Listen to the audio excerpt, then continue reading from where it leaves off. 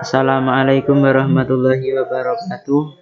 Selamat pagi anak-anak siswa-siswi SD Negeri Indrajaya Wetan. Bagaimana kabarnya? Semoga dalam keadaan baik-baik saja dan puasanya semua berjalan dengan lancar.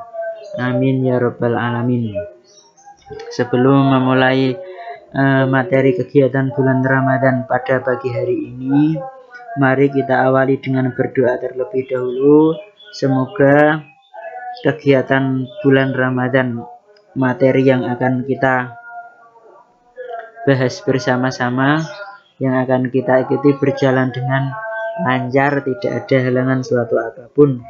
Amin ya rabbal alamin. Berdoa mulai. A'udzubillahi minasyaitonirrajim. Bismillahirrahmanirrahim. Raditu billahi rabbah wa bil islami dina wa bi Muhammadin sallallahu alaihi wasallam nabiyya wa rasulah. Rabbi zidni ilman nafi'a warzuqni fahman thayyiba. Rabbi shrah li sadri wa yassir li amri wahlul 'uqdatam min lisani yafqahu qawli. Amin ya rabbal alamin. Pada kesempatan kali ini kita akan membahas yang pertama, yaitu tentang zakat fitrah. Zakat fitrah. Pengertian dari zakat fitrah yaitu mengeluarkan sebagian bahan makanan pokok kepada yang berhak menerima untuk menyucikan diri. Jadi zakat fitrah ini harus berupa bahan makanan pokok yang ada di sekitar kita. Kalau seumpamanya yang berlaku di sekitar kita beras, ya kita mengeluarkan zakat fitrah beras. Kalau seumpamanya di Arab Saudi biasanya makanannya pakai gandum, dibuat roti, maka nanti mengeluarkan zakat fitrahnya ya gandum. Atau di daerah yang makanan pokoknya nanti jagung, ya nanti mengeluarkan zakat fitrahnya dengan jagung. Nah, zakat fitrah ini menurut 4 madhab, selain madhab Syafi'i ya, ada madhab selain madhab Hanafi, madhab Imam Syafi'i, Imam Malik, dan Imam Ibnu Hambal, itu wajib mengeluarkan bahan makanan pokok, tidak boleh diganti dengan uang. Yang boleh mengeluarkan zakat fitrah dengan uang itu adalah madhabnya Imam Hanafi. Jadi dalam kondisi normal maka kita ya mengeluarkannya dengan bahan makanan pokok atau dengan beras, tidak boleh dengan uang. Sabda Nabi, Syahrul Ramadhana mu'allaqun bainas sama'i wal ardi wa la yurfa'u ilallahi illa bi zakatil fitri. Bahwasanya ibadah puasa Ramadan itu digantungkan di antara langit dan bumi, tidak diangkat, tidak dinaikkan kepada Allah kecuali dengan zakat fitrah. Maksudnya pahala yang kita lakukan sebulan penuh, pahala puasa, itu nanti tidak akan sempurna ya, tidak akan sempurna kalau kita tidak membayar zakat fitrah. Ingat, puasa wajib, zakat fitrah juga wajib. Syarat zakat fitrah: yang pertama Islam, yang kedua menemui terbenamnya matahari di akhir bulan Ramadan. Jadi melihat syarat yang kedua ini, kalau ada anak kecil, ada bayi kok lahir di sore hari ya, di sore hari kemudian menemui terbitnya matahari, kemudian setelah itu malamnya adalah malam hari raya Idul Fitri, lahirnya sore tadi ya, berarti anak tersebut wajib dizakati fitrah. Sebaliknya kalau ada anak kok lahirnya itu setelah maghrib, setelah maghrib pada malam hari raya Idul Fitri, pada paginya itu sholat id ya, malamnya kok lahir, maka anak tersebut tidak wajib dizakati fitrah. Kemudian yang ketiga, memiliki kelebihan makanan pokok di hari Idul Fitri. Kemudian zakat fitrah berupa makanan pokok daerah setempat sebanyak 1 sok atau 4 mud, sama dengan 2,5 kg, atau ada yang mengatakan ulama 2,75 kg untuk hati-hati. Bahkan ada yang mengatakan 3 kg untuk hati-hati. Dan waktu mengeluarkan zakat fitrah. Waktu mengeluarkan zakat fitrah yang pertama yaitu waktu fadilah atau waktu utama, yakni pada hari Idul Fitri setelah terbit fajar sampai sebelum sholat id. Kemudian yang kedua waktu wajib. Waktu wajib yaitu setelah terbenam matahari di akhir puasa, mulai maghrib ya sampai paginya. Kemudian yang ketiga waktu jawas. Waktu jawas yaitu ketika masuk bulan puasa. Ketika masuk bulan puasa, kita sudah boleh untuk membayar zakat fitrah, namanya takjil. Takjil zakat fitrah. Di awal Ramadan sudah diperbolehkan, tetapi sebetulnya belum wajib ya. Belum wajib karena waktunya itu belum tiba, tetapi boleh dilakukan. Nah, maka namanya dinamakan dengan waktu jawas. Namanya nanti kalau diserahkan sebelum waktunya namanya takjil, takjil zakat fitrah. Kemudian waktu haram yaitu mengakhirkan sampai setelah sholat id, tapi hukumnya tetap wajib untuk menyerahkan zakat fitrah tersebut. Tapi mengakhirkannya padahal ada waktu sebelumnya yang telah ditentukan, mengakhirkan sampai setelah sholat id, itu hukumnya haram. Kemudian selanjutnya niat zakat fitrah. Niat zakat fitrah kalau dilafalkan ya, nawaitu an ukhrija zakatal fitri an nafsi fardhon lillahi ta'ala.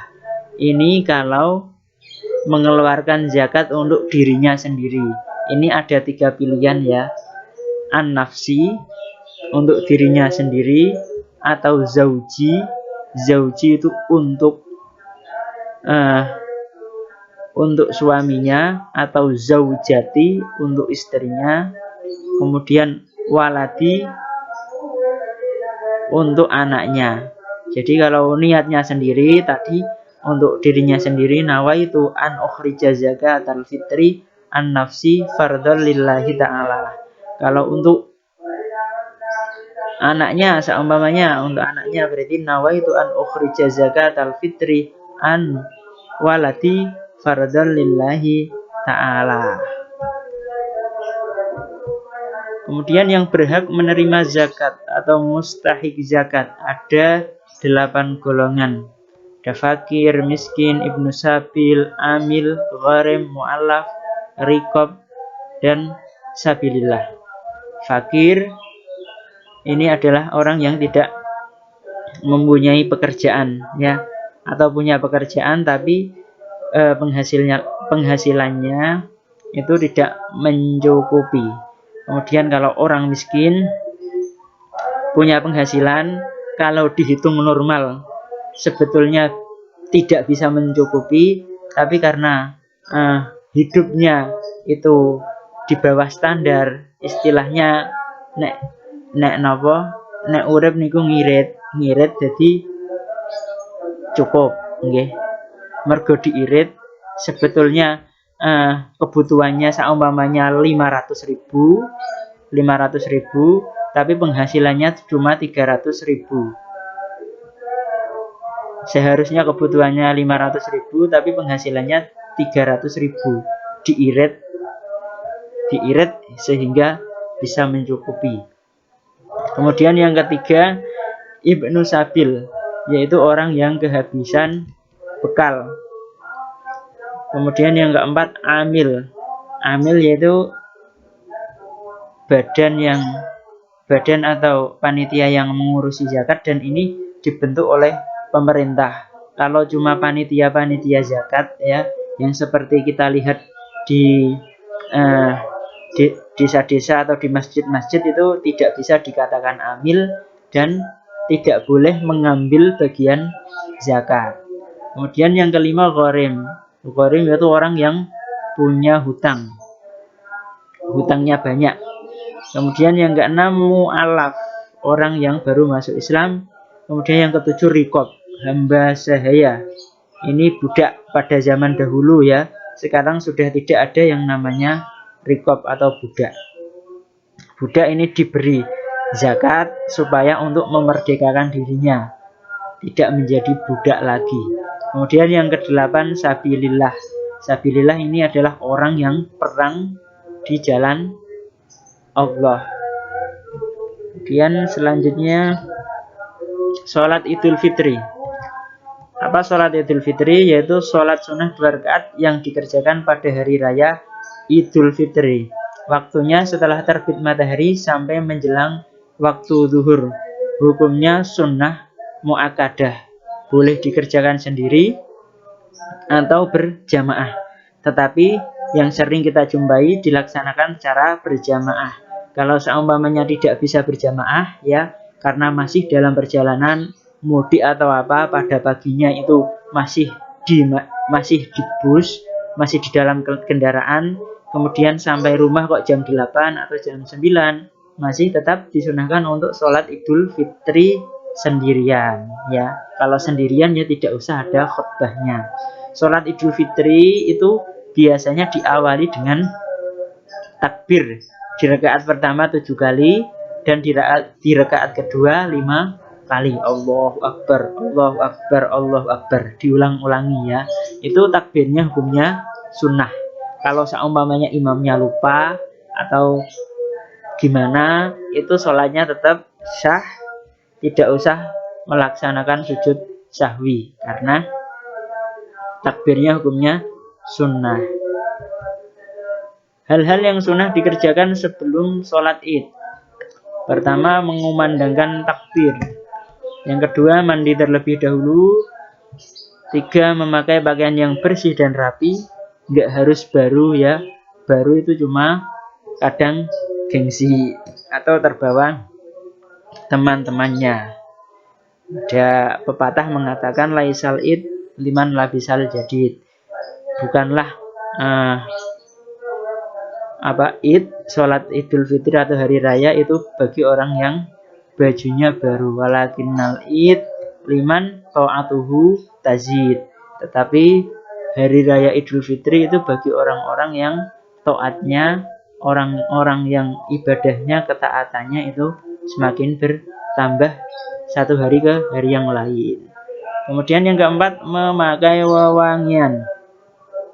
Kemudian yang 5, makan dan minum sekedarnya. Kemudian yang 6, berangkat melalui satu jalan dan pulang melalui jalan yang lain. Seumpamanya kalau jalan ke masjid itu ada 2 jalan ya. Nanti pulangnya lewat jalan satu, nanti perginya lewat jalan yang satu, pulang lewat jalur yang lain. Bacaan takbir hari raya. Bacaannya Allahu Akbar, Allahu Akbar, Allahu Akbar. La ilaha illallah, wallahu akbar. Allahu Akbar walillahil hamd. Allahu Akbar, Allahu Akbar, Allahu Akbar. La ilaha illallah wallahu akbar. Allahu akbar walillahil hamd. Bisa ya? Sekali lagi. Allahu akbar, Allahu akbar, Allahu akbar. La ilaha illallah wallahu akbar. Allahu akbar walillahil hamd. Allahu akbar kabira walhamdulillahi katsira wa subhanallahi bukratan wa asila. La ilaha illallah wa la na'budu illa iyyah mukhlishina lahuddin walau karihal kafirun. La ilaha illallah wahdah sadaqa wa'dah wa nasara 'abdah wa a'azza jundahu wa hazamal ahzaba wahdah. La ilaha illallah wallahu akbar. Allahu akbar walillahil hamd. Allahu akbar, Allahu akbar, Allahu akbar. La ilaha illallah wallahu akbar. Allahu akbar walillahil hamd. Itu tadi bacaan takbir di hari raya. Kemudian di hari raya kita juga melaksanakan silaturahim atau halal bihalal, yaitu saling mengunjungi sanak saudara, tetangga, serta kerabat yang lain untuk mempererat tali persaudaraan. Silaturahim di hari raya biasanya digunakan untuk mendoakan dan saling memaafkan satu sama lain. Bentuk kegiatan silaturahim yang pertama, perorangan atau kelompok kecil seperti sebuah keluarga mendatangi rumah tetangga atau famili lain. Kemudian yang kedua, halal bihalal yang dilakukan oleh kelompok besar seperti keluarga besar, organisasi, dan lain sebagainya. Kemudian yang ketiga, saling kirim ucapan selamat dan maaf lewat telepon, WA, dan lain sebagainya. Kalau tidak bisa ketemu karena terbatas jarak yang jauh. Kemudian hadis yang berkaitan dengan halal bihalal. Kenapa kok ada halal bihalal ya? Hadisnya, "Mangkanat lahu madlamatun li akhihi min 'irdihi aw syai'in falyatahallalhu minhu al-yauma qabla alla yakuna dinarun wala dirhamun. In kana lahu amalun shalihun ukhidha minhu biqadri madlamatihi.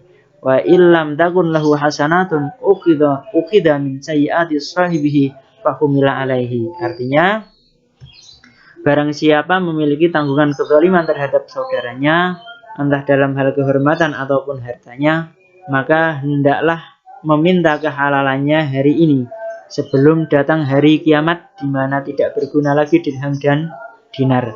Pada hari kiamat nanti, bila seseorang yang menzalimi belum meminta kehalalan dari saudaranya, maka bila ia memiliki amal kebaikan, sebagian amal kebaikannya itu diambil sekedar kezaliman yang ia lakukan untuk diserahkan kepada orang yang pernah ia zalimi.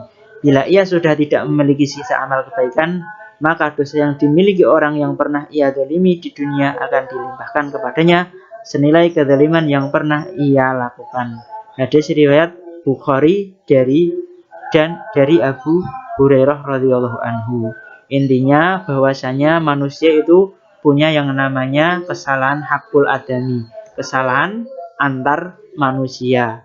Kalau kesalahan antar manusia, manusia dengan manusia, Allah tidak akan mengampuninya selagi manusia tersebut tidak meminta keridhaan atau tidak meminta maaf kepada yang lain yang dibuat salah. Seumpamanya pernah mengejek atau menggolimi, berbuat tidak baik, harus mengakui kesalahan tersebut dan meminta maaf kepada orang tersebut. Baru setelah meminta maaf, Allah Subhanahu wa taala mengampuni dosa tersebut. Berbeda dengan dosa hakullah yang berkaitan langsung dengan Allah. kita cukup bertobat, meminta ampunan kepada Allah, dan Allah akan mengampuni karena Allah Maha Pemberi ampunan. Oke, sekian materi kegiatan bulan Ramadan pada pagi hari ini. Kurang lebihnya mohon maaf. Wassalamualaikum warahmatullahi wabarakatuh.